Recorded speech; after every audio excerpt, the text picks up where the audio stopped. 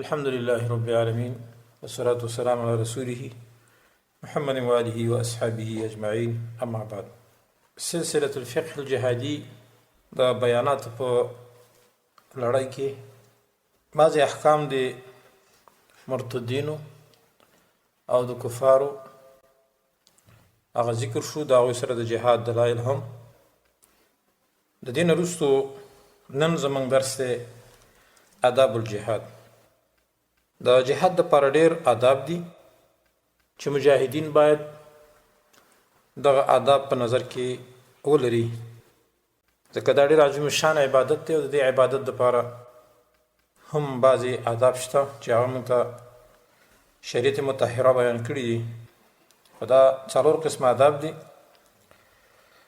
بعضې علماو په خپلو کتابونو کې راخستي یو ادب د جهاد مخکې داخلېدون له جنګ ته دویم ادب د جهاد په منځ د جنګ کې دریم ادب د جهاد نه وروستو یعنې د جنګ نه وروستو څلورم بعضې آداب د عام جهاد هغه آداب چې هغه مخکې د داخلېدون نه جنګ ته لازم دي او هغه هر مسلمان ته پکار دي چې هغه یاد کی اول هغه د عقیدی تصحیح ده او دارنګې د خپل ایمان پیژندل دي ځکه ایمان داسې یو عظیمه سرمایه ده چې بغیر د هغې نه زموږ او ستاسې یو عبادت هم نه قبلیږي او دا د هر عبادت شرط دی که مونځ دی که روژه ده که زکات دی که حج دی که جهاد دی که سنن دی که نوافل دی که فرایض دی الله سبحانه وتعالی فرمایي چا چې نیک عمل وکړه که نر وي او که ښځه او په داسې حال کې چې دی یو مؤمن وي نو دا کسان به جنت ته داخلېږي بل ځای کې الله فرمایي ومن اراد الآخرة وسعى لها سعیها وهو مؤمن فاولئک کان سعیهم مشکورا څوک چې اراده د آخرت لري او هغې دپاره کوشش کوي خو په دې حال کې چې دی یو مؤمن وي ځکه دا کوشش چې د آخرت دپاره دی کوي نو د دې دپاره ایمان شرط دی فاولئک کان سعیهم مشکورا نو پس دا کسان د دوی دغه کوشش به قبول دی الله سبحانه وتعالی دلته د نیک عمل دپاره ایمان شرط کړی دی په دې آیتونو کې نو اول نمبر کې ایمان دی او د ایمان تفصیل موږ په مخکینو درسونو کې مکمل کړی دی چې په درې قسمه ایمان باندې اجمالی ایمان راوړل پکار دي او دا ایمان زموږ اساسي د دریو شیانو نه جوړ دی چې عقیده او اقرار باللسان او عمل په اندامونو باندې او د هر یو ته ځان له ځان له موږ دلایل ویلو چې هر یو ځان ځان ته ایمان دی چې د درې واړه په چا کې جمع نه دی ایمان والا نشي کېدی نو یو شرط د جهاد د قبلېدلو هغه ایمان دی دوستانو یو سړی مشرک دی نو هغه نه به ګوره دا جهاد قبلېدی نشي رسول الله صلی الله علیه وسلم په بعضې غزواتو کې مشرک رد کړی دی چې ته به د موږ سره جهاد نه کې او دا مسله انشاءالله په تفصیل سره روانه ده استعانت په جهاد کې د طواغیتو یا د کفارو نه رسول الله صلی الله علیه وسلم نه دی اخستی فلن استعین بالمشرک بل روایت کې بمشرکین راځي چې زه هیڅ کله امداد نه اخلم د کافر په مقابل کې د مشرک نه بل یو صحابي رسول الله صلی الله علیه وسلم ته د الله رسوله ایمان راوړم او که جهاد وکړم رسول الله صلی الله علیه وسلم ورته وایي اول ایمان راوړه بیا جهاد کوه نو ایمان د جهاد دپاره اولنی شرط دی دارنګې د هر عبادت دپاره دویم نمبر کې دوستانو هغه اخلاص دی اخلاص په عبادت کې دا پکار دا ده چې په هر کار په هر عمل صالح کې موږ تاسې اخلاص وکړو اخلاص څه ته ویل کېږي چې عمل د خالص الله د رضا دپاره وي د دنیا دپاره دې نه وي د ریاکارۍ دپاره به نه وي د غیر الله دپاره به نه وي د سورة کاف آیات په دلیل الله فرمایي فمن کان یرجو لقاء ربه پس هر هغه څوک چې هغه امید لري د ملاقات د رب خپل فلیعمل عملا صالحا نو دی دې داسې عمل وکړي چې هغه د قرآن او سنت موافق وي ولا یشرک بعبادة ربه احدا او شریک د نه جوړوي د عبادت د رب سره هیڅ څوک نه جوړوي. بل ځای کې الله فرمایي وما امروا امر نه دی کړی شوی دی بندګانو ته الا لیعبدوا الله مگر چې د یو الله عبادت وکړي مخلصین الله الدین خالص کوونکي وي هغه د پاره د عبادت حنفاء چې کلک وي په توحید کې ويقيم الصلاة او پابندي کوي دوی د مانځه ويؤتوا الزکات او ورکوي دوی زکات وذلك دین القیم او دا پوخ دین دی مضبوط دین دی. بل ځکه الله فرمایي فادعوه مخلصین له الدین بل ځکه الله فرمایي فادعوا الله مخلصین له الدین بل ځکه الله فرمایي الا لله الدین الخالص خبردار الله لره خالص دین دی. لہذا الله سبحانه وتعالی هر عمل چې هغه صالح وي خو چې په هغه کې اخلاص وي دوستان. د دې وجه حدیث کې راځي ابو هريره رضی الله تعالی عنه فرمایي سمعت رسول الله صلى الله عليه وسلم يقول ما رسول الله صلى الله عليه وسلم نوریدلی هغه فرمایي اذا صليتم على الميت فاخلصوا له الدعاء کله چې تاسو مونږ کوي په مړي باندې نو هغه د پاره دعاګانې ډېرې وکړي اخلاص ولا په دعا کې وکړي خالص کوي هغه د پاره دعاګانې. ابو داود کې حدیث دی 3199 نمبر حدیث. نو ګوري دلته مونږ ذکر دی او د جنازې مونږ دی چې تاسو مړي ته دعا کوي په اخلاص کوي چې الله ستاسو د دعا قبول کړي. بل حدیث کې راځي ابو امامه باهلي رضی الله عنه فرمایي جاء رجل الى النبي صلى الله عليه وسلم یو سړی رسول الله صلی الله علیه وسلم تراغه فقال ویل ارأيت رجلا ته خبر را کده هغه سړي باره کې غزا چې د جهاد کوي یلتمس الاجر والذکر چې د غواړي په د جهاد کولو سره هم اجر او هم یاد چې زما تذکره هم وشي چې پلانې ولا ډېر صحیح مجاهد سړی ما له دې سړي د پاره بسي. فقال رسول الله صلى الله عليه وسلم لا شيء له رسول الله صلی الله علیه وسلم چې هیڅ ولا نشته اجر ولا نشته ثواب ولا نشته. فاعاد 3 مرات دي سړي 3 واره دا پوښتنه وکړه يقول له رسول الله صلی الله علیه وسلم لا شيء له رسول الله صلی الله علیه وسلم ورته په 3 وارو پیرو کې ویلي لا شيء له ګره هیڅ اجر نشته. ثم قال به ویلي رسول الله صلی الله علیه وسلم ان الله لا يقبل من العمل الله سبحانه وتعالى نقبل د عملنا الا ما كان له خالصا مگر هغه چې خالص وي وابتغي به وجهه او ولټول شي په دغه عمل سره مخ د الله سبحانه وتعالى. دا حدیث نه صحیح راوړی او مسند احمد کې دا حدیث ته حدیث صحیح حدیث دی. دا حدیث هم دلیل په دې باندې چې یو سړی جهاد کوي باید چې نیت یې پکې خالص وي ورنه لا شيء له رسول الله صلی الله علیه وسلم دا الفاظ په دلیل چې هیڅ اجر او ثواب بده لپاره نه ملويږي. دوستانو چې یو مجاهد یو طالب د الله د رضا لپاره سر ورکوي په کار دار چې هغه کې اخلاص وي. او حدیث د ابو هريره کې راځي رضی الله عنه انه قال ابو هريره فرمایي قيل يا رسول الله ویل شو اذا الله رسول من اسعد الناس بشفاعتك يوم القيامه څوک زید نیک بخت د استا په شفاعت سره په ورځ قیامت کې دا به څوک دومره نیک بخت وي چې ستا شفاعت ته ورسیږي. رسول الله صلی الله علیه وسلم ورته وی لقد ظننت يا ابا هريره الا يسالني عن هذا الحديث احد اولى منك وای ابو هريره زه ګمان کوم چې من هیڅ چاته پوښتنه نه کړې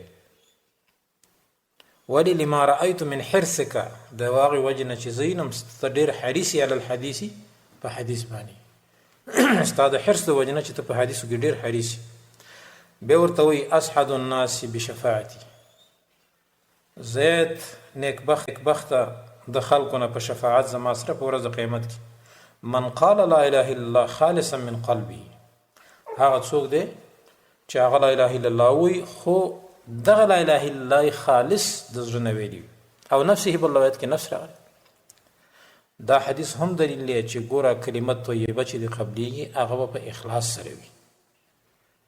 بل حدیث کې راځي رسول الله صلی الله علیه وسلم فرمای وی الله سبحانه وتعالی وی انا اغنى الشركاء عن الشرك، زه زیات غنیمه د شریکانو نه د شرک جوړولو.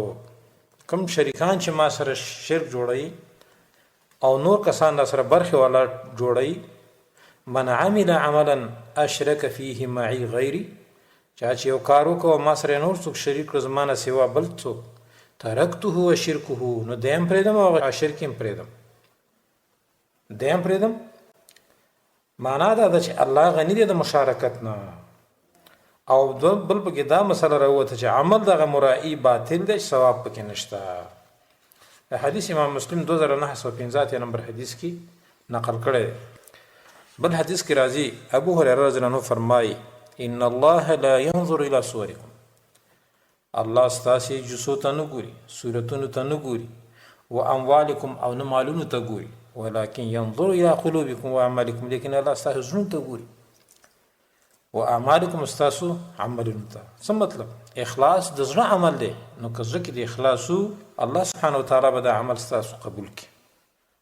بل حدیث کې راځي ابو هريره رضی الله عنه فرمایي رسول الله صلی الله علیه وسلم فرمایي تضمن الله لمن خرج فی سبیله، الله ضمانت کړی د هغه چا دپاره چې هغه د الله په لار کې وځي، لا یخرجه الا جهادا فی سبیله، نو باسي دا سړی مگر جهاد د الله په لار کې، یعنی زما په لار کې الله فرمایي چې د جهاد دی ویستی وي د کونه و ایمانا بي، او بل د ایمان د خاطره وتی وي ځکه د ایماندار دی، و تصدیقا برسولي، بل د دې وجنه وتی چې په انبیاوي ایمان راوړی وي، فهو علی ضامن، نو دا د ده ذمواري ما کړې د الله فرمایي چې ان ادخله الجنه، چې زه به د جنت ته داخلوم او ارجعه الى مسکنه الذي خرج منه نائلا ما نال من اجر، یا به دا سړی واپس کوم خپل هغه کور ته سره د اجر او غنیمت نه. بیا رسول الله صلی الله علیه وسلم فرمایي والذي نفس محمد بيده ما من كلم يكلم في سبيل الله الا جاء يوم القيامه كهيئته حين كلم لونه لون دم وريحه ريح المسك، وقسم په هغه ذات باندې چې زما دا نفس د محمد صلی الله علیه وسلم دغه په لاس کې دی، نه دی یو زخمی چې هغه د الله په لار کې زخمی کړی شي، په ورځ د قیامت کې به راشي کله چې دی زخمی وي نو رنګ به رنګ د وینې وي او بوی به بوی د مشکو د عنبر وي.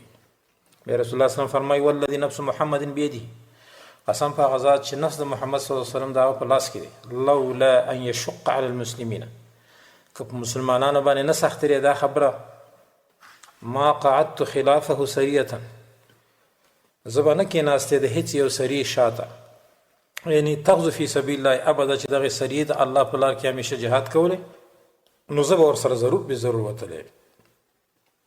دا حدیث هم په دې باندې دلیل دی چې دوستانو اخلاص په عبادت کې دا د هغه شروطو نه دی چې بغیر د نه عمل نه قبلي. د دې وجه نه بل حدیث کې راځي من طلب الشهادة صالحا اعطيها ولو لم تصبه، وایي څوک چې شهادت طلب وکړي خدای د اخلاص نه او د صدق نه اعطيها ورکولی کېږي دته دغه شهادت اجر، ولو لم تصبه، اگر که شهادت ته ونه رسېږي. دا به ضرور ان شاء الله العزیز چې د شهادت اجر او ثواب هم وي، ځکه اخلاص پکې دی. د دې وجه نه دوستانو نو اخلاص په عبادت کې زمونږ او ستاسې داسې ضرور شرط دی چې بغیر د هغې نه زمونږ او ستاسې عمل نه قبلیږي. نو دا یې دوهم ادب شو د جهاد، چې اخلاص دا ډېر اهم دی او ضرور دی چې بغیر دې نه زمونږ او ستاسې دا جهاد الله هیڅ کله نه قبلوي تر څو چې په دې کې اخلاص نه وي. دوستانو بل دریم ادب دوستانو هغه دا چې زموږ او ستاسې جهاد به د اتباع سنت مطابق وي. رسول الله صلی الله علیه وسلم په سنتو مطابق وي دا جهاد، ځکه کوم عمل چې علی وفق سنت نه وي نو هغې داسې مثال دی لکه کوټه روپۍ، قلب روپۍ، هغه نه چلیږي. لیبلوکم ایکم احسن عملا.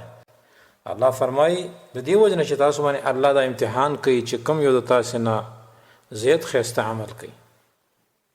خلق الموت والحیات لیبلوکم ایکم احسن عملا. بل ځای کې الله فرمایي ان الذين آمنوا وعملوا الصالحات انا لا نضيع اجر من احسن عملا. یقینا کسان چې ایمان راوړي او نیک عملونه کړي یقینا موږ نه ضایع کوو اجر د هغه چا چې ډېر ښایسته عمل کوي. د هغه چا اجر نه ضایع کوو چې هغه ښایسته عمل کوي. فضیل ابن عیاض رحمه الله فرمایي چې دا هغه عمل دی احسن عمل څه ته وایي؟ هو الاخلص والاصوب، زید خالص او زید د سنت طریقې مطابق. بیا ورته ویل چې مل اخلص قال ان یکون لله، اخلص هغه ته وایي چې د الله د رضا لپاره وي، ریاکاري پکې نه وي. قیل له ما اصوبه، بیا ورته ویل چې اصوب چاته ویل کی؟ قال ان یکون على وفق السنه، دا د سنت طریقې مطابق وي. ځکه لانه اذا لم يكن لله تعالى لم يقبل، کله چې د الله د رضا لپاره کوم عبادت نه وي نو هغه نه قبلوي. واذا لم يكن على وفق السنه لم يقبل، او کله چې سنت طریقې برابر نه وي نو دغه عبادت هم الله نه قبلوي. دا نقل دنه امام ابن کثیر رحمه الله کړي په اول جلد کې. او رسول الله صلی الله علیه وسلم مشهور حدیث تاسو به هم اوریدلی غالبا، د عائشې رضی الله تعالی عنها حدیث دی. هغه رسول الله فرمایي من عمل عملا ليس عليه امرنا فهو رد. چا چې یو داسې عمل وکړو او په هغه عمل باندې زمون امر نو، زمون حکم نو، مونږ نو کړی، زمون صحابه نو کړی، نه د تقریري سنتونو ثابت، نه د فعلي سنتونو ثابت، نه د قولي سنتونو ثابت، نو فهو رد. دغه عمل به ګوره مردود وي په خپل صاحب باندې. د حدیث مسلم روایت کړی. د دې وجه نه امام مالک رحمه الله فرمایي السنة كسفینة نوح، وایي دا سنت د رسول الله صلی الله علیه وسلم تابعداري داسې ده لکه د نوح علیه السلام کښتۍ. من رکبها نجا، څوک چې ورته وخت نو هغه به نجات پیدا کړي. چا چې د رسول الله په طریقه کوم عمل وکړو نو هغه ګوره نجات والا دی. ومن تخلف عنها غرق، او څوک چې د دې نه وروسته پاتې شو دی به غرق کېږي. اعتصام د شاطبي دا راخستی دی د امام مالک نه، او دا چې په دې صحابانو کې مشهوره ده تبلیغین حضرات، هغه دا وایي چې دا زمون کار چې کوم دی دا د دعوت کار، نو دا لکه د نوح علیه السلام کښتۍ ده. دا غلطه خبره ده. هغه امام مالک رحمه الله دا قول کړی دی د سنتو باره کې چې ګوره د محمد رسول الله طریقه د نوح علیه السلام کښتۍ ده، چې چا په دې باندې عمل وکړي نجات به حاصل کړي، که په بدعتو باندې عمل وکړي الله به غرق کړي، لکه څنګه چې د نوح علیه السلام مخالفین الله غرق کړي. نو دوستانو دریم ادب هغه عمل دی په اتباع د سنت د لاندې، چې مونږ کله اتباع سنت وکړو او جهاد به د هغې په رڼا کې کوو. ځکه چې مونږ د رسول الله تابعدار نه یو نو بیا خو مونږ یو عمل هم نشو کولی. بل دوستانو تقوا ده. د تقوا دپاره ادنا او د ټول نه کمه مرتبه دا ده چې انسان کم از کم فرایض، احکام وغیره دا ادا کړي. کوم احکام چې الله فرض کړي دي نو هغه په ځای کې، او هغه ګناهونه چې هغه الله حرام کړي دي هغه حرام وګڼي، د هغې نظام وساتي. او د تقوا لپاره اعلی مرتبه دا ده چې مسلمان په پرهیزګارۍ کې داسې حالت ته ورسیږي چې نفلي عبادت هم کوي، مکروهات نه ځان ساتي، آداب د شریعت ساتي، او دارنګې د شبهاتو نه هم ځان ساتي چې سړی په ګناهونو کې پې واقع نشي، لکه مکروهات او محرمات د ټول نه ځان ساتي. الله سبحانه وتعالی سورة النساء کې فرمایي ولقد وصینا الذین اوتوا الکتاب من قبلکم وإیاکم ان اتقوا الله، یقینا وصیت کړی دی او یا حکم کړی دی مونږ هغه کسانو ته، الله فرمایي هغه کسانو ته مونږ حکم کړی دی چې ورکړی شوی کتاب مخکې ستاسو نه تاسو ته، تاسو ته هم وایو او مخکینو اهل کتابو ته هم وایو چې څه ورته وایو؟ ان اتقوا الله، چې تاسو د الله نه یره وکړئ، الله نه ویریږئ. رسول الله صلی الله علیه وسلم هم امر په تقوا باندې موږ تاسو ته کړی دی. یو صحابي ته رسول الله صلی الله علیه وسلم فرمایي اتق الله حيث ما كنت، د الله نه ویریږه چرته چې. ترمذي دا حدیث راوړی. نو دا د جهاد د آداب نه بل ادب دی چې د الله تقوا به اختیارې. بیا په دې تقوا کې د حرام نه ځان ساتل دي، په جهاد کې د حرام مال نه ځان ساتي، د حرام خوراک نه ځان ساتي، د غیبتونو نه ځان ساتي دوستانو، ځکه دا ټول حرام کار دی. زموږ او ستاسې دا جهاد الله قبول کړي. موږ ټولو طالبانو ته خاص کر هغه کسان ته چې د الله په لار کې جهاد کوي دا خواست کوو چې تاسو تقوا اختیار کړئ. د دې وجه نه صحابه کرام چې به رسول الله صلی الله علیه وسلم ولیږل غزواتو ته، نو کله چې یوه غزوه کې عمرو بن عاص ولیږه نو هغه ډېر کم کسانو، نو هغه ملګري لږ ورخطا شول چې موږ خو ډېر کم یو او دا کفار ډېر زیات دي. نو هغه ورته څه عجیبه خبره وکړه، ورته ویل انما نقاتلهم بتقوى الله، موږ چې دې کافرو سره جهاد کوو ورته الله په تقوا باندې به کوو والا فنحن وهم سواء، که داسې نه وي نو بیا موږ او دا کافر خو یو شی شو چې موږ هم نافرمانه او هم نافرمانه، نو ساجد شوې. نو د دې وجې نه دوستانو د نصرت د الله سبحانه وتعالی او د هغه کامیابي او دارنګې فتح دا ټول تړلی شوي دي د څه سره؟ د تقوا سره. نو تقوا ډېر اهم رول لوبوي په دې جهاد کې، لحاظه پکار ده چې موږ تاسې تقوا اختیار کړو. بله ادب په جهاد کې هغه مشوره کول د امیر د خپل لښکر سره مخکې د شروع کولو نه په جنگ باندې، چې کله جنگ ته سړی ځي نو د خپل قمندان یا امیر سره مشوره کوي، خاص کر په هغه کارونو کې چې هغه د جنگ سره تعلق لري. و امرهم شورا بینهم، الله فرمایي او کار د دوی په مشورې وي په مابین د دوی کې. دا د صحابه کرامو الله صفت کوي چې په مشورې سره به کار کوي، بغیر د مشورې نه کار ګډوډ راځي. رسول الله صلی الله علیه وسلم ته هم الله فرمایي وشاورهم فی الامر فاذا عزمت فتوکل علی الله، مشوره د صحابه کرامو سره کوه، نو خو چې کله به کوم کار ته خپل اراده ته وکړي بیا په الله باندې توکل کوه. نو غرض مې دا و چې مشوره کول په جهادي امورو کې د خپل قماندان د خپل امیر سره دا ډېره ضرور خبره ده، او د رسول الله صلی الله علیه وسلم طریقه ده، الله امر دی، د صحابه کرامو طریقه ده. غزوه بدر، غزوه احد، غزوه خندق، نور غزاګانو کې رسول الله صلی الله علیه وسلم صحابه کرامو سره څومره مشورې کولې. بل ادب دوستانو ادا دی چې کله غازیان رخصتیږي نو په وخت د وتلو د دوی کې جهاد ته په لاره د الله کې، نو په دغه وخت کې د خپل مجاهدین رخصتول او بیا ورسره یو اندازې پورې تګ کول، دا هم سنت طریقه ده. او هغوی ته بعضې وصیت کول په ښو ښو خبرو باندې چې د هغوی د زړه تسکین وشي او هغوی خپله ډاډه شي. خو دا د هغه چا دپاره دی چې خپله جهاد ته نه ځي، امیر دی او نور ملګري لیږي. نو دی امیر صاحب ته پکار ده چې فضایل د جهادو ته بیان کړي، آدابو ته بیان کړي، او دارنګې حرام او حلالو ته وپېژني چې دې شي نه به ځان ساتئ، دا عمل به کوئ دا به نه کوئ. لکه دارنګې په بعضې د حدیثو کتابونو کې باقاعده دې ته بابونه ایښودلی شوي دي، د حدیثو په کتابونو کې باب تشیع الغازي و استقباله وصیة الامام له، مسند طیالسي کې دا باب ایښود شوی دی. نو په هغې کې دا لیکلي دي چې باب دی په رخصتولو د غازي کې او استقبال د هغه او وصیت کول د امام هغه ته.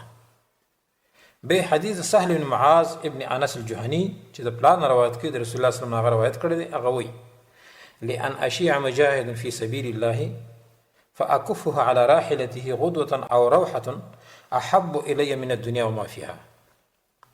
مسند احمد کې دا حدیث دی او دې له چې کوم ترتیب ورکړی دی هغه مصنف د هغې هم دې ته داسې باب ایښی دی.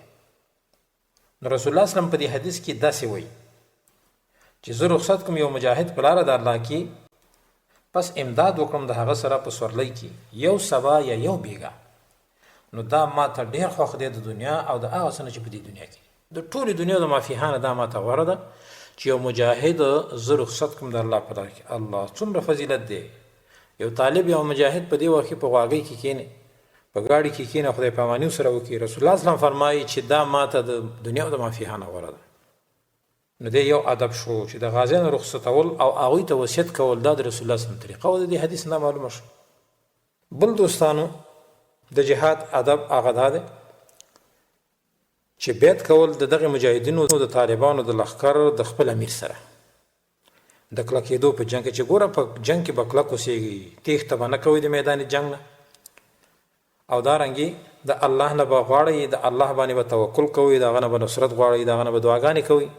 جابر رضی الله عنه فرمایي کنا یوم الحدیبیه 1400، وایي موږ د حدیبیه په صلح حدیبیه کې موږ 1400 صحابه وو، فبایعناه، موږ د رسول الله صلی الله علیه وسلم سره بیعت وکړو او بیعت ورسره بیا موږ ځکه وکړو فبایعناه علی الا په دې باندې چې موږ به تښتو نه ولم نبایعه علی الموت. بل روایت کې راځي امام نووي رحمه الله لیکي په روایت د سلمه کې چې انهم بایعوه یومئذ علی الموت. نو په دواړو باندې بیعت وسره یو دا چې د میدان جنګ نه باندې تښتو، دویم دا چې موږ به تر هغه پورې تا سره یو چې هغه پورې چې الله موږ ته مر رانولي، چې کله مر راغی بس زموږ هغه وعده به پوره شي. دا ادب شو. بل چې خپل امیر به د دغه کسانو نه بیت اخلي د پاره دی چې کلک شي اخوا دېخوا نه شي. بل ادب دوستانو 8 نمبر کې ادب هغه اتفاق کول د غازیانو.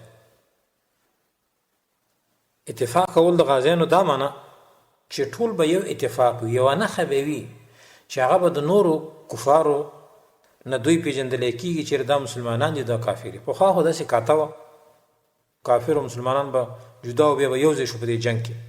نو دا مجاهدینو د مسلمانانو به ځان ته یو نښه وه، لکه نن ورته شپر وایي یا د شپې نوم. په هغه وخت کې خو دا کاته وه. اوس هم دا د شپې نوم پکارېږي. نو پکار ده چې مجاهدین ځان ته د شپې یو نوم غوره کړي. دا سنت طریقه ده. احادیثو کې د رسول الله صلی الله علیه وسلم د شپو نومونه چې صحابه کرامو ته ښودل او هغوی به خپلو کې ښودل. بعضې راغلي دي چې یا منصور امت، بعضو کې صرف راغلي امت. ابو داود وغیره کې دا حدیث شته دی. بعضې کې لا ینصرون راغلي دي چې د کافرو سره مدد نشي کېدی. بس مسلمان به په دې باندې وپېژني چې او دا خو رښتیا چې مجاهد دی صحابي دی. نو دا یې بیل ادب شو چې مجاهدین به ضرور، مجاهدین او طالبان به یو د شپې نښه ضرور لري په خپلو کې. خو که کله چا باندې غږ وکړو چې ودرېږه او هغه دغه نښه ونه ویله بس دا به حسابېږي چې دا دشمن دی. نه هم ادب دوستانو د مجاهدینو خوشحالېدل دي په وخت د تیاري کولو دپاره د جنګ، چې بعضې شعرونه او ترانې ورته هم ولګې، ځکه مجاهدین به خوشحاله که نه. او که ته دې ځای نه بوټ سوټي رسخت کړي نو هغه عاجز به څه وکړي، نور به هماسې هم خفه وي چېرې بچي مې پاتې شو او دارنګې یا به شهید شم او که را به شم را به نه شم، هسې هم خفه وي. او ته یې پسې دې ځای نه پسې ښه په جړا باندې رسخت کړي. نه، بس ترانې ورته لګوه چې زړه یخ شي او جذبه پکې پیدا شي. د دې دلیل دا دی دوستانو، برا ابن عازب رضی الله عنه فرمایي ما رسول الله صلی الله علیه وسلم ولید د خندق په ورځ باندې خپله مبارک د خاورې چلولې، وایي تر دې چې د سینه باندې هم خاورې پرتې وي، د سینې اختان د رسول الله صلی الله علیه وسلم په خاورو کې کړو. او دی وایي وکان رجل کثیر الشعر، د رسول الله صلی الله علیه وسلم ډېر اختانو. او ده وایي دا اشعار ویل اللهم لولا انت مهتدینا، یا الله که ته نه وې نو موږ هدایت والا به نه وو، موږ ته به هدایت چا کولی. ولا تصدقنا ولا صلینا، او دارنګې او نه به صدقه کړې وه موږ او نه به مونځ کړی وه موږ. فانزل سکینة علینا، پس راولېږه په سکینه یعنې رحمت په موږ باندې. وثبت الاقدام اللاقینا، او دارنګې کلک قدمونه زموږ که چېرته مخامخ شو موږ د دشمن سره. ان العدو قد بغوا علینا، یقینا دشمن سرکشي او زیاتې کړی په موږ باندې. وان ارادوا فتنه ابینا، او که اراده لري هغوی د فتنې او ګمراه کولو زموږ نو موږ انکار کوو. بخاري کې دا حدیث دی. نو د دې نه دا معلومه شو دوستانو چې مجاهدینو ته په وخت د رخصتولو کې ترانې هم پکار دي، دې دپاره چې هغوی کې جذبه پیدا شي او هغوی لږه خوشحالي محسوس کړي. هسې نه چې ته نور هم پسې خفه کړي چې وایي ولا چې داسې به شي داسې به شي. نه. 10 نمبر کې دوستانو ادب د جهاد د قتال نه مخکې، لا د روانېدو نه مخکې هغه تقسیم د لښکرو دی په ډلو ګروپونو باندې، او یو مشر او امیر په هر ډله کې او په هر ګروپ کې مقرر پکار دي. لکه اوسني دور کې دې ته سر ګروپ ویلی کېږي، او په مخکینی اصطلاح کې ورته مفتش القوم به ویل کېده. هر ډله او هر قوم کې به چې خپل مشر مقرر شو نو هغې ته مفتش ویلي، یا قومندان او یا دلګیا مشر چې هم ورته ویل کېږي. د دې دپاره چې په امیر د لښکر باندې بیا ضبط او حفظ د لښکرو او نظم وغیره دا مضبوط شي. او دلیل په دې ادب باندې بیا دا دی چې رسول الله صلی الله علیه وسلم په غزوه حنین کې صحابه کرام ته خطبه ویله او خطبه کې ورته داسې ویلي که ستاسو خوښه وي نو دا بندیان به بیرته دوی ته واپس کړو. نو خلکو وویل چې زموږ خوښه ده. د الله رسول الله صلی الله علیه وسلم ویلي انا لا ادري من اذن منكم في ذلك ممن لم يأذن فارجعوا حتى يرفع الينا عرفاؤكم امركم. یعنې زه نه پوهېږم چې چا اجازت وکړو ستاسو نه خو باره دی کې د هغه چا نه چې هغه اجازت نه دی کړی، واپس شئ تر هغه چې تاسو راورسوئ موږ ته مشران ستاسو خبره ستاسو. د عارف معنا ابن حجر داسې کړې ده چې عارف چې دی القائم بامر طائفة من الناس، ملک چې ورته وایي که نه، چې دا سړی مقرر وي په امر او کار د یوې ډلې د خلکو. نو د دې دا مطلب شو چې د هر ګروپ دپاره به سر ګروپ مقرر شي، دې دپاره چې امیر د لښکر ته بیا هغه نظم و ضبط او قانون عملي کول اسان شي. 11 ادب دوستانو د مجاهد او د طالب دپاره هغه دا دی چې دوی دپاره به خاص یو جنډه او بیرغ وي، خاص کر د امیر د مجاهدینو سره به دا جنډه او بیرغ وي، یا به نایب او قایم مقام د امیر سره وي، او دا مستحب طریقه ده.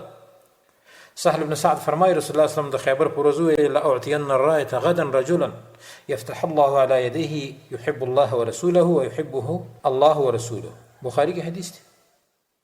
د خیبر په ورځ مې رسول الله صلی الله علیه وسلم وویل چې دا جنډه به ورکوم سبا داسې سړي ته چې فتح به وکړي الله تعالی د هغه په لاسونو باندې چې محبت به کوي د الله او د رسول د هغه سره، او محبت به کوي د هغه سره الله رسول د هغه. دا ډېر اوږد حدیث دی. بیا هغه جنډه علي رضی الله عنه ته ورکړه، په هغه باندې لیچ هم و، سترګې خوږېدلې. خو یو خبره دوستانو یاد ساتئ، هغه ده چې د اوسنۍ زمانې اکثر جنګونه چریکي شکل لري. چریکي شکل لري او په لښکري شکل کې نه دي چې لښکرې به جوړې کړي او یو ځای به ورشي نفیر عام به نه. دارنګې د اوسنۍ زمانې وسایل بل قسم دي. ګوره 4,000 میله کې دي ولي، په چپ باندې دي ولي. نو نن وخت کې ګوره دوستانو ضرورت بیرغ ته نشته، ځکه په بیرغي شکل که اوس د مسلمانانو لښکر راجمع شي نو په هغه وخت سره بیا بس د کافرو د طواغیتو دوی ټول شهیدان کړي. ځکه د اوسنۍ زمانې د جنګ وسایل ډېر خطرناک دي، توپ شو، ټانک، طیاره، او اوس خو لا ډرون هم دی. او پخوانۍ زمانه کې داسې خطرناک وسایل نه وو، نو ځکه به دوه لښکرې وي مخامخ به سره جنګېدلي. مثلا د مجاهدینو سره سپین یا تور بیرغ و، د کافرو سره بل شان بیرغ. نو دا 12 نمبر ادب هغه پناهي حاصلول دي الله ته او امداد وصول په هغې سره. دلیل پې دا آیات دی چې کله میدان جنگ ته ځئ نو د الله نه دعاګانې غواړئ. الله فرمایي سورة انفال کې اذ تستغیثون ربکم فاستجاب لکم انی ممدکم ب1000 من الملائکة مردفین. یعنی کله چې تاسو امداد طلب کوئ د خپل نه پس قبول کړه الله تعالی ستاسو دعا، یقینا زه امداد کوونکی یم ستاسو سره په زر ملایکو یو بل پسې راتلونکي. مردف د ردیف نه د یو بل پسې چې راځي. نو چې کله سړی جهاد ته ځي دعاګانې دې ډېرې کوي، اته دې استغاثه او فریادونه کوي چې یا الله دا عمل د موږ نه قبول کړي، موږ غالب کړي، دشمنانو مغلوب کړي، دا کافر مرتدین تباه برباد کړي. نو الله به دا دعا به قبول کړي، امداد به هم د ملایکو رالیږي. او دا خبره وشوله د ډېرو مجاهدینو طالبانو سره په افغانستان کې، په پاکستان کې الله امداد کړی دی. او خاص کر خلکو باقاعده لیدلي دي د سوات په مجاهدینو کې الله سبحانه وتعالی هغوی سره ډېر مدد کړی. 14 ادب دوستانو هغه دا دی چې دعوت کفارو ته مخکې د قتال نه. و دې کې به زه دومره خبره وکړم، بعضې علماو دا ادب لیکلی دی، خو امام نووي رحمه الله په شرح د مسلم کې وایي چې په اوس وخت کې امام احمد رحمه الله هم وی لکه مغني د ابن قدامه راخیستي چې په اوس وخت کې هر کافر مرتد ته دعوت رسېدلی دی. نن وخت کې بالکل دعوت نشته دی. تاسو وګورئ ټول کافر باقاعده د قرآن آیتونه هم وایي. د نړۍ په مشرق او په مغرب کې ټول کافر خبر دي چې الله قرآن عظیم شان را لېږلی دی، ځکه چې دا قرآن دوی ګوره اوس ومسېزه او په ګنده نالیو کې ګزارئ، خو په دې باندې پوهېږي چې دا د الله کتاب دی، ځکه دا مسلمانان په دې غوسه کېږي. نن ټول کافرو ته دعوت رسېدلی دی. د دې وجې نه ډېر خلک په دې کې خطا کېږي چې بس بستره په شا کې موږ دعوت وکړو. دعوت چې کله جهاد فرض عین شي، کافر د مسلمان په ملک باندې راشي، د هغه عزت او ابرو واخلي، د هغوی نه ملکونه ونیسي، خرونه ترې ونیسي، نو بیا جهاد فرض عین شي، په دغه وخت کې بیا دعوت د سره وویني. په دې مسله باندې ځان پوه کړئ. دا خو هغه آداب و چې د جهاد د تللو په وخت کې و. دویم قسم آداب دوستانو هغه په وخت د معرکه کې جګړه شروع شوه په مرتدینو باندې، په کافرو باندې، نو څه به کې څوک به وژني څوک به نه وژني. هغه کسان به نه وژني چې هغه غیر مقاتلین وي، جنګ نه کوي او نه کولی شي، ښځې او ماشومان، بوډاګان، مزدوران، دهقانان. لیکن که دا قسم خلق به په لښکرو د کافرانو کې شریکو او د مسلمانانو سره مقابله کوله یا دوی دپاره جاسوسي کوله، نو بیا ګوره دا هم واجب القتل دي. لکه اوسنۍ زمانه کې اکثر داسې خلک چې هغه بوډاګان هم وي خو د پاکستاني مرتد دپاره څه کوي، حکومت دپاره جاسوسي کوي، د انګریزانو دپاره جاسوسي کوي، نو دا بیا د پرېښو نه دي. لیکن هغه ښځې چې هغه د کافرو او د مرتدینو سره دي په اډو کې، دارنګې په پوځ کې ورسره شته، په پولیسو کې ورسره شته، نو دا ښځې بیا د پرېښو نه دا واجب القتل دي. دارنګې هغه زنانه چې هغه د خپلو پلرونو یا د خپلو مړونو په هغه کار چې د طاغوتي حکومت سره کوي هغې باندې راضي وي، په هغې باندې فخر کوي او دا وایي چې یاره زما بس میړه افسر دی یا کفر دی نو ما ته تنخواه راوړي او دا داسې دی دغسې دی، نو دغه ښځه هم په حکم د خپل خاوند یا د پلار کې ده چې دا به هم واجب القتل وي. دا هم مرتده، مخکې د مرتد په درس کې موږ دا خبره کړې ده. الله سبحانه وتعالی فرمایي د دې ادب دلیل وګورئ سورة بقره کې وقاتلوا في سبيل الله الذين يقاتلونكم ولا تعتدوا ان الله لا يحب المعتدين. جنگو کې په لاره د الله تعالی کې دا کسان چې جنگ کولی شي تاسو سره، لکه تاسو سره جنگ کې تاسو سره وکړي، لیکن ولا تعتدوا زیاتې به نه کوئ. مفسرین لیکي ماشومان او بوډاګان به نه وژني چې تاسو سره جنگ نه کوي او هغه د اهل قتال نه دي. یقینا الله تعالی محبت نه کوي تجاوز کوونکو سره، یعنی د حد نه تېرېدونکو سره. ولا تعتدوا داما د اول ادب شو. دویم ادب چې کله په معرکه کې سړی ورګډ شي او عملیات شروع شي نو د دشمن د جواسیسو نه به ځان ساتي، ځکه نن وخت ډېر سخت جاسوسان دي. دې ډالرو ډېر خلک کافر کړو. امام بخاري په دې باب کې دی، باب الجاسوس، باب دی په بیان د جاسوس کې، او حکم الجاسوس کې به انشاءالله مفصله خبره به من کو په مستقل درس کې. خو صرف په دې کې یو ادب دی چې هغه د جاسوسانو نه ځان ساتل دي.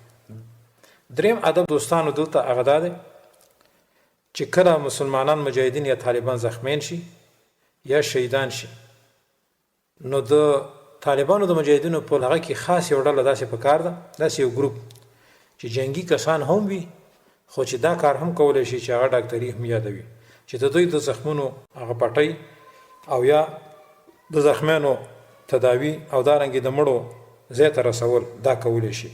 نو دا بیل ادب دی، دا هم یاد ساتل پکار دي، دا ضرور دی.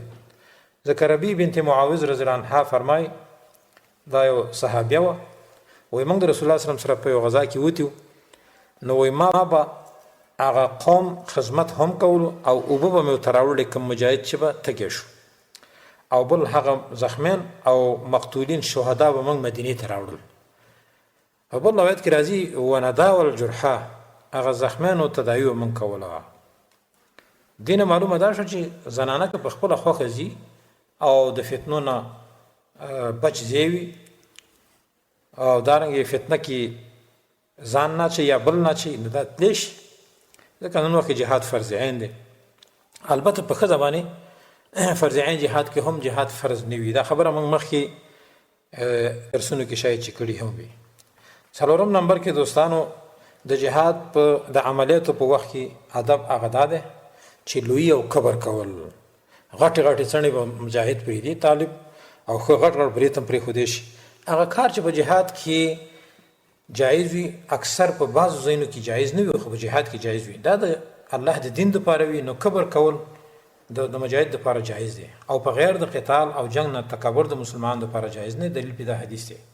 جابر بن عتیق فرمایي نبی علیه السلام وایي وان من الخیلاء ما یبغض الله ومنها ما يحب الله فاما الخیلاء التي يحب الله فاختيار الرجل بنفسه عند القتال واختياره عند الصدقه واما التي يبغض الله فاختياره في البغي. حدیث دی بخاری کې. جابر د عتیق زوی دی فرمایي یقینا رسول الله صلی الله علیه وسلم او چې ویل به بعضی کبر او تبختر هغه دی چې بغض سره الله کوي، یعنی دی خوښ نه وي بعضی کبر، او بعضی کبر داسې دی چې الله ورسره مینه کوي. نو هر هغه کبر چې محبت ورسره الله کوي هغه کبر د سړي دی په خپل نفس سره په وخت د جنگ کې، او دارنګې کبر کول د هغه په وخت کې د صدقې په وخت کې. بس چې مال چاله ورکې که کبر هم وکړي الله دا کبر خوښوي، او هر چې هغه کبر چې الله ورسره بغض کوي نو هغه کبر کول دي په سرکشۍ او په نافرمانۍ کې. ځکه دا خو د خیر کار دی، د دین د سرخروي او د دین د حفاظت لپاره قبر دی، دا جایز دی. نو مراد د حدیث نه هغه قبر دی چې د حدیث کې کوم ذکر دی ظاهري اندامونو او مزل سره تعلق لرل دي. ځان به ښځه نه جوړی، جنۍ به د ځانه نه جوړی چې کاکول واړی ښي طرف ته چپ طرف ته او جامې ملا پسې تنګې کړي او ګیر او برېت هم وخورې او غاړکۍ م اچولي، یا الله دې تباه برباد کړه. ته اوس نه لرې که ته ښځې د امریکې قانون در باندې دومره زور وکړه چې د هر څه نه دغه سړي اوښ نه دې ودنګل. کم از کم سړی خو جوړ شه کنه. تاسو نن وخت د مجاهدینو زور وګورئ که نه، داسې غټې غټې څڼې پرېښي، غټ غټ برېت، دومره رعب پکې دی چې دومره تواغي د دوی نه ریږي چې اوهو. دا وجه دا ده چې الله د دغه قبر خوښوي د دغه سړي، ځکه مجاهد دی. لیکن په بل وخت کې بیا مسلمان ته دا جایز نه ده. الله فرمایي ولا تمشي فی الارض مرحا ان الله لا یحب کل مختال فخور. سورة لقمان کې الله وایي مګر زه په ځمکه کې لوی کوونکی یقینا الله محبت نه کوي د هر یو لوی کوونکي فخر کوونکي سره. څلورم ادب دوستانو هغه دا دی چې یو ځای کې ډېره شي عملیاتو ته، نو بغیر د امیر د اجازې نه به نه وځي د معسکر نه، وتل به نه کوې بغیر د امیر د اجازې نه. دا ډېره اهمه خبره ده، ځکه په دې کې ډېرې فایدې دي. ځکه اطاعت او تابعداري د امیر واجب او لازم ده.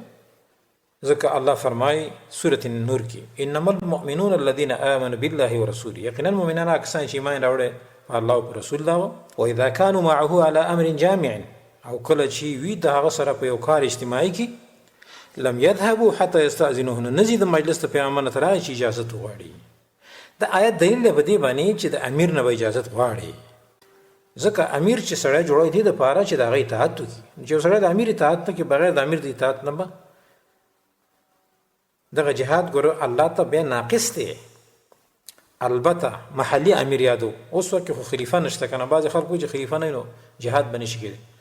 دا مفصل درس ان شاء الله د دې شبهې ازاله به موږ وکړو. د خلافت په بحث کې به ان شاء الله دا مکمل موږ ذکر کو چې بغیر د خلیفه نه هم جهاد کېدی شي. به موږ دلیل به د سلمه بن اکوا حدیث ویلو چې هغه اوښې دغه غلو نه واخیستلې بغیر د رسول الله د اجازت نه، چې شپونکي کوم شهید کړی و د رسول الله اسلام. بل دا چې خلیفه شرط کول په جهاد کې داسې شو لکه د مونځ دپاره شرط کوي. ځکه نن جهاد لکه د مونځ فرض عین دی، روژه فرض عین ده. نو څنګه هغه بغیر د خلیفه نه کېدی شو، جهاد بغیر د خلیفه نه نشي کېدی. هغه بیا په خپل ځای کې انشاءالله راشي. خو دا هم هسې دلته وویله چې د امیر د ګروپ نه، د سر ګروپ نه به بغیر د اجازې نه دوستانو چېرته د معسکر نه نه وځئ. شپږم ادب هغه ده چې یو سړي تا ته اظهار د اسلام وکړي چې زه ګوره مسلمان یم، نو هغه به نه وژني. یا یو نښه د اسلام د جنګي کافرانو، یو جنګي کافر تا ته اسلام ظاهر کړي چې ګوره ما کلمه ویله مړ مې نه کړي، نو ګورئ دغه به نه وژني. دلیل پې دا آیات دی. الله فرمایي یا ایها الذین آمنوا ایمان والو اذا ضربتم فی سبیل الله، کله چې تاسو سفر کوئ په ځمکه کې په لار د الله تعالی کې، فتبینوا ښه تحقیق کوئ. ولا تقولوا لمن القى الیکم السلام لست مؤمنا، مو وایئ تاسې په باره دغه چا کې چې پیش کړي تاسو ته اسلام یا تابعداري. سلام نه مراد دلته صلح ده چې ګوره ما مړ نه کوي زه مسلمان یم. تاسو ته داسې وایي چې لست مؤمن، نه ته مؤمن نه، چې نه یې ته مؤمن. تبتغون عرض الحیات الدنیا، تاسو طلب کوئ سامان او مال د دنیا. فعند الله مغانم کثیره، الله پس د الله سره دی غنیمتونه ډیر. کذلک کنتم من قبل، همدارنګ تاسو وایئ د اسلام نه مخکې تاسو هم کافر وایئ کنه لکه چې ته څنګه دی. فمن الله علیکم، الله په تاسو باندې احسان وکړو. فتبینوا، نو پس ښه تحقیق کوئ. ان الله کان بما تعملون خبیر، یقینا الله په هغه چې تاسو کوم عملونه کوئ خبردار دی. او د دې آیت په تفسیر کې د عبدالله بن عباس نه نقل دی. عبدالله بن عباس فرمایي وایي بعضې مسلمانان د یو سړي سره په جهاد کې ملاقات وکړ، غنیمت ورسره، مجاهدینو باندې سلام واچویل السلام علیکم، بس پې ورمنډه کړه مجاهدینو، یې سټ نه راونیو عاجز ایسته مړ کړ. فقتلوه واخذوا تلک الغنیمه، غنیمت یې تیسته واخیست. متفق علیه حدیث دی. نو الله دا آیت نازل کړ چې ګوره ولا تقولوا، داسې مه وایئ که نه لمن القى الیکم السلام لست مؤمنا تبتغون عرض الحیات الدنیا، تاسو دغه غنیمت دپاره دا سړی مړ کړ. د الله سره خو ډېر ډېر غنیمتونه شته. ګوره یعنې هر کله چې حربي کافر په وخت د جنګ کې کلمه د اسلام لا اله الا الله محمد رسول الله وایي، دا اصلي کافر دی ګوره، او یا سلام ووایي، سلام در باندې واچي، نو دا نښه د اسلام ده کنه. نو بعد دینه د دغه کافر قتل جایز نه دی دوستان. هر کله چې مرتد دی، اوسنی مرتدین، پاکستانی او افغاني مرتدین، پنجابي خبیث مرتد چې په پوځ او پولیس ملیشه کې وي یا لښکري، دارنګې اربکیانو ته وي که ابرکیانو ته وي، دا هم مرتدین واجب القتل دي. دا د شل وارې کلمې وي دوستانو، دا واجب القتل دي. سره د دې نه که دی ګوره کلمه هم وایي، د هغې خلکو قتلول پکار دي. حکم د مرتد کې موږ دا ذکر کړو چې دا کلمه صحیح نه ده. نو د دې آیات نه دغسې خلک مراد نه دی لکه څرنګه چې بعضې خلک ته دا اخلي چې ګوره تاسو مسلمانان وژنئ. نه ځکه دا مرتدین، د مرتد کلمه صحیح نه ده. معاذ بن جبل لاړ ابو موسی اشعري له، په شام کې هغه و. پرون موږ دا قصه کړې په حکم د مرتد کې، پرونی درس کې. معاذ رضی الله عنه چې کله ولاړ دی لا کېناستو ته جوړ نه دی، نو دغه ورته موسی اشعري وایي کېنه که نه، وایي نه دا څه شی تړلی دی. یو یهودي و، اسلم فتهوده، اسلام یې راوړی و، بېرته مرتد شو. معاذ رضی الله عنه ورته وایي زه خو نه کېنم تر هغې پورې چې دی مړ نه کوي. او هغې مړ که بیا دی کېناست. دا معلومه شوله چې دا اوسني مرتدین د پرېښو نه دي کلمې، د درسته نه ده. نو دلته حربي کافر مراد دی. د دې نه مرتد ځکه مراد نه دی چې ابوبکر صدیق رضی الله عنه چې د کومو خلکو سره د جهاد او د هغوی د قتل اعلان کړی، نو په هغوی کې یو قسم خلک داسې هم وو چې کلمې ویلې، مونځ یې کوو. موږ پرون د مرتد په احکام کې دغه حدیث ذکر کړ چې وفد د بزاخه او یا مانعینو د زکات کې چې هغوی کلمه ویله. شیخ الاسلام لیکلي چې مونځونه هم کول، روژې هم نیولي، حجونه هم کول، بلکې بعضې غزواتو کې هم شریک شو، خو لیکن صرف زکات یې منع کوو. نو ابوبکر صدیق ته مرتد ویلي، د هغې نه یې ښځې راوسي، مالونه یې له غنیمت کړو، بچي یې له غلامان کړو. نو دې شپږمه ادب. اووم ادب دوستانو هغه دا ده چې مال به د کافرانو نه خرابوي، چې ته مال خراب کړې نه. لکه چارپایان، ونې، باغونه، کورونه، دا خرابول نه دي په کار دوستانو، ځکه د مال د ضایع نه رسول الله صلی الله علیه وسلم منع کړی ده. دغه مال به مسلمانانو ته په غنیمت کې شي کنه. یو دا ادب دی. اتم ادب دوستانو هغه دا دی چې مشرکین به په اور باندې نه سوځي، او یا به د هغوی د جثو مصلح هم نه کوي. څه مطلب؟ په اور سره به یې نه سېځي، پوزې غوږونه به ترې نه پرې کوي. خو لیکن هر هغه چا چې په موږ باندې کوم کار کړی، نو موږ ته دا حق حاصل دی. دا خبره موږ مخکې کړې وه، که دې کافرو تاسو ته عذاب درکړو، نو فعاقبو بمثل ما عوقبتم به، دا یې سزا ورکړئ چې څرنګه تاسو درکړی شوې وه. نو دا بیل ادب دی دوستانو، مصلح. او به الله سبحانه وتعالی دا ویلي چې که تاسو صبر وکړئ لهو خیر للصابرین، دا خبره د صبر کوونکو لپاره ډېره غوره ده. نو مجاهدینو او طالبانو ورونو ته دا پکار ده چې که صبر وکړي، دا به ښه خبره وي، الله به نصرت نازل کړي انشاءالله العزیز. البته اجازه میلاو ځکه ده چې زموږ په ماشومانو باندې داسې کارونه وکړو. زموږ ماشومان یې سرونه ترې غوڅ کړي دي. د 4 میاشتو ماشوم یې په سوات کې په جتري باندې دغه مرتد پاکستانیان ویشتلی و. نو موږ ته هم دا حق حاصل چې د هغوی ماشومان موږ مړه کړو، زنانه یې مړه کړو. زموږ جوماتونه الوځئ، موږ به سکولونه هم الوځو، ځکه دا د دوی درګاهونه دي. نو شریعت موږ ته دا اجازه راکړله. د اتم ادب دی. نهم ادب دوستانو هغه ده چې یو ځای کې څوک تسلیمیږي، نو دا به ورته نه وایي چې د الله په ذمه او د رسول په ذمه راکوشه، په خپله راکوز که چې به ضد سره لوز کوم. کیدای شي موږ نه په دغه ذمه کې خلاف وشي او الله رسول خفه نه شي موږ نه. نو داسې به ورته وایي چا څوک چې تسلیمیږي چې او راکوشه زه پناه در کومه، یا ته راکوشه پلانی او پناه درکړي. او دا ډېر اوږد حدیث دی په مسلم کې، بریده رضی الله عنه نه نقل دی. نو رسول الله صلی الله علیه وسلم هغه ته وصیت کوي چې کله دې څوک محاصره کړه او راکوزول دي، نو د الله او د رسول په ذمه مه راکوزوه. کیدای شي تا نه د الله او د رسول په دې ذمه کې څه نه څه خلاف وشي، نو بیا الله او رسول په دې باندې غوسه کېږي. لسم ادب دوستانو هغه دا ده چې دعوت دی هغه چاته چې اسلام راوړي د محاربین نه هجرت ته، چې ورو دي ځای نه به وځئ، مرتدینو سره نور مه کښېنئ، اسلام راوړئ. نو هغه ځای ته چې هغې کې مسلمانان او مجاهدین اوسېږي. او په دې باندې حدیث د بریده رضی الله عنه دی، فإن أجابوك فاقبل منهم وكف عنهم ثم ادعهم إلى التحول من دارهم إلى دار المهاجرين. که دا قبول کړه او دا خبره سره ومنله، خدا دعوت به ته ورکړي چې د مهاجرینو دار ته لاړ شه. نن وخت خو دار د مجاهدینو نشته، الله دې پیدا کړي. او د دې دپاره موږ کوشش کوو چې دا ځای الله پیدا کړي. الله نه به سوال کوو. موږ ډېر سخت ګناهګار یو، ځکه موږ نن په دنیا کې د مجاهدینو یو لیږ ځای هم نشته چې هغې پکې وخت تېر کړو. خو الحمدلله ثم الحمدلله انشاءالله د الله نه امید لرو لکه د وزیرستان غوندې ځای به هم الله نور هم راکړي. نو دغې ته اوس دارالمهاجرین وایي. نو هلته تک پکار دی چې دغه شرعي دورې وکړي دغه کافر او هغه نور هم صحیح شي. ځکه چې هغه کافر چې هغه مسلمان شوی دی، اسلام یې راوړی دی، هغه لاړ شي هلته او هغه شرعي دورې وکړي او اسلام نور هم مضبوط شي. 11 نمبر کې دوستانو ده که یو اسیر موږ راولو د کافر نه، انګریز هم ونیو، امریکانی هم ونیو، یا یو بل اصلي کافر هم ونیو، نو هغې سره به نرمي کوو په قید کې او دارنګې یا به خوشي کوو یا به بدل کې د خپلو بندیانو خوشي کولی شي هغه، او یا به د پیسې هم اخیستلی شي، خو په کم کې چې د امیر یا د خلیفه مصلحت وي. دوستانو دا اصلي کافر سره دا معامله پکار ده. هر چې مرتد یې مخکې ویل چې هغې کې بیا دا معامله نشته دی، بلکې هغې باندې سختي که پکار دي. نو 11 ادب دوستانو دا دی چې د اصلي کافر هغه اسیر او بندي سره به نرمي کې.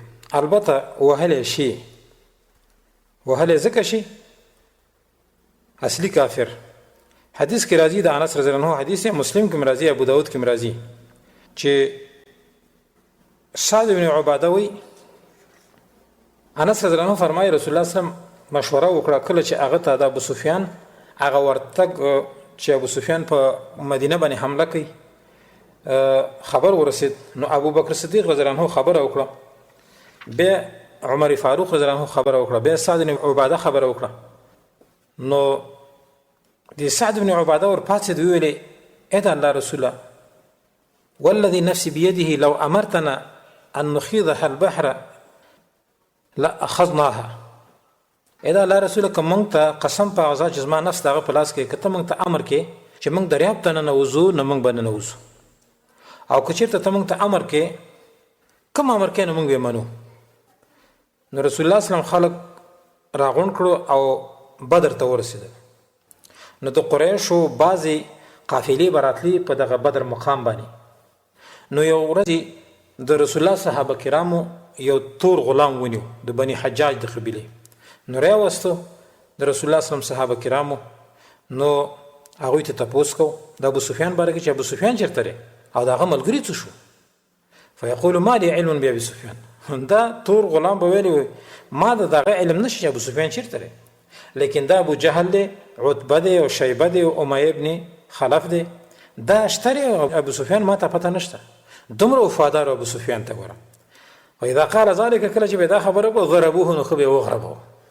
نو دې حدیث نه استدلال دا راځي چې د اسیر وال د اصلي کافر دا پکار چې ښې وډبوي. فقال به ویل نعم ولا انا اخبركم زه خبر درکم هذا ابو سفیان دا ابو سفیان دی. فاذا تركوه کله چې به پرېښود فسالوه په تپوس به ته فقال ما لي ابي سفیان علم، ما ته پته نشته.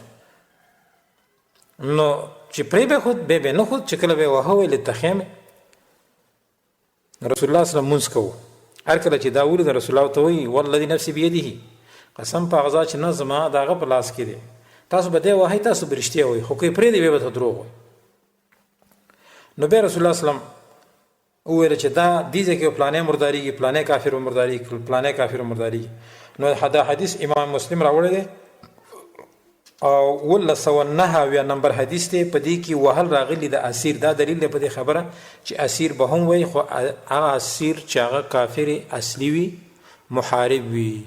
هر چې مرتد دی لکه د اوسني زمانې مرتدین، اربکین، ملیشا، پوز، پولیس، ناپاک پوج، حرامي پوز، قومي لشکر، دا ټول مرتد دي. نو دا وهي او که څرمن تې وباسي او که سر تې غوڅوي او که خپې تې غوڅوي، دا ټول جایز دوستانو. دا 11 نمبر ادب و. نو دا دویم قسم آداب ذکر شو چې دا په عملیاتو وخت کې. دریم قسم آداب د جهاد وروسته د معرکې د ختمېدو نه چې جهاد ختم شي، نو بیا هغه تقریبا 7 آداب دي. یو ادب هغه دا دی چې ښکارا کول د قوت خپل دشمن ته خپل قوت ښکارا کې کمزوري به نه ښکارا کې. الله فرمایي تهنوا ولا تحزنوا وانتم الاعلون ان کنتم مؤمنین. تاسو سستی مه کوئ په جنګ کولو کې د کافرانو سره او تاسو مه غمجن کیږئ که ملګري مو شهیدان هم شي خیر پروا نه کوي. تاسو به غالب یاستئ ځکه چې تاسو مؤمنان یاست. همدارنګه رسول الله صلی الله علیه وسلم او د هغه ملګري مکې ته د عمرې دپاره راغلل نو مشرکانو ویل چې دا صحابه د یثرب د مدینې تبو مرضونو کمزوري کړي دي. نو رسول الله صلی الله علیه وسلم خپلو صحابه کرامو ته امر وکړ چې ګوره 3 طوافونو کې پهلواني ښکاره کوي دې دپاره چې مشرکان پوه شي چې دوی قوي دي. نو دې وجه نه مشرکانو ته خپل طاقت ښکاره کول پکار دي. نو اوسني مرتدینو ته به هم طالبان او مجاهدین کمزوري نه ښکاره کوي. دویم ادب هغه ده چې 3 ورځې به په هغه ځای کې سړی پاتې کېږي چې کوم ځای کې جنګ وشي. لیکن دا د رسول الله صلی الله علیه وسلم د زمانې پورې خاص و. هغه وخت چې دومره وسایل نه و. اوس مجاهدین د ترپ و خرپ جنگ دی چې کوم ځای کې عملیات وشي فورا تک پکار دی. څلورم ادب دوستانو هغه ده چې همیشوالی کول په تمریناتو تجربو جنگي باندې او نه کېناستل د هغې نه. ځکه دې کې سخته ګناه ده چې سړی تربیت یاد کړي او بیا ته یې د وسلې چل هېر شي. رسول الله صلی الله علیه وسلم فرمایي من علم الرمي ثم ترکه فلیس منا. بل روایت کې راځي او قد عصا. مسلم کې حدیث یعقوب بن عامر وایي ما د رسول الله نه اورېدلی و چې چا د غشو ویشتلي زده کړه او بیا یې پرېښود نو زموږ د تابعدار نه دی. نو دا هم دلیل دی دې خبرې چې ګوره همیشه مجاهد تربیت کوي. څلورم نمبر کې د مسلمانانو مجاهدینو چې کوم ځای کې شهیدان شي په مقه ځای کې خښول پکار دي. حدیث د جابر رضی الله عنه کې راځي رسول الله صلی الله علیه وسلم چې کله احد کې شهیدان وشو ویل خپلو ځایونو کوم ځای کې شهیدان شي دي هغه ته تاسو دفن کوي. ځکه دوی اراده لرله چې مدینې ته واپس کړي او مدینې ته ویل مه واپس کوي. میدان جنګ ته هم دغه ځای کې ښخ کړئ. نو دا هم دلیل دی چې مجاهد کوم ځای کې شهید شي وړی به نه. خو البته بعضې خلک د تسل دپاره وړي نو موږ په دې باندې ځکه څه نشو ویلی چې ډېر به پرې ټینګېږو نو خو سنت طریقه دا ده. دا سنت طریقې نه خلاف به ورته وایي چې څوک یې دغه ځای نه بل ځای ته وړي. 5م نمبر کې خوشحالي او نصرت دی په فتح باندې.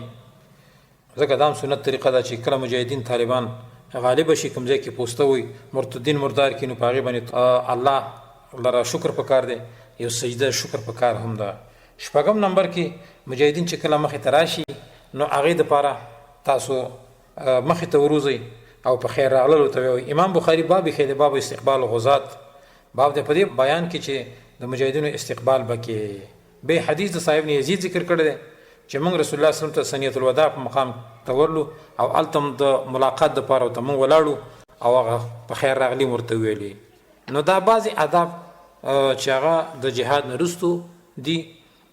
نور آداب به انشاءالله بعضې آداب چې هغه بعضې علماو ذکر کړي دي مختصرا چې هغه تقریبا 19 آداب دي. دا به انشاءالله بیا ذکر کوو. الله دې موږ تاسو ته د عمل کولو توفیق راکړي. هذا واخر دعوانا ان الحمد لله رب العالمين وصلى الله تعالى على خير خلقه محمد وآله وصحبه أجمعين.